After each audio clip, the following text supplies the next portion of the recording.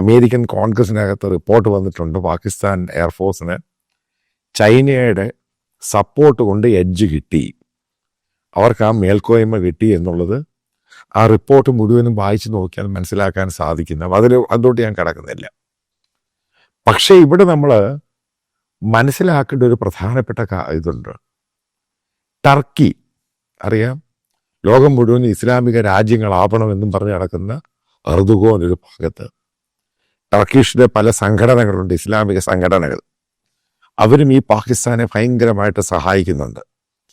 Operation സിന്ദൂറിന് ശേഷം ടർക്കിയും പാകിസ്ഥാനും തമ്മിൽ ഒരു ജോയിന്റ് എഗ്രിമെന്റ് വന്നു.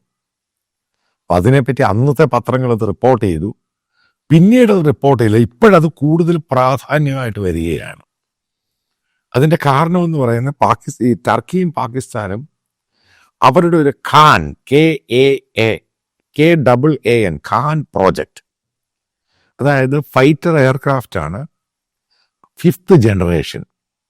നമ്മൾ ആദ്യം മനസ്സിലാക്കേണ്ടത് ഏവിയേഷൻ്റെ അകത്തും അതേപോലെ തന്നെ ഈ പറയുന്ന സാധനങ്ങളൊക്കെ ഉണ്ടാക്കുന്നതിലും ഡ്രോൺസ് ഉണ്ടാക്കുന്നതിലും ടർക്കി ഗ്ലോബലി വളരെ മുമ്പിൽ നിൽക്കുന്ന രാജ്യമാണ്. നമ്മളെക്കാളൊക്കെ വളരെ മുമ്പിലാണ് ആ രാജ്യം.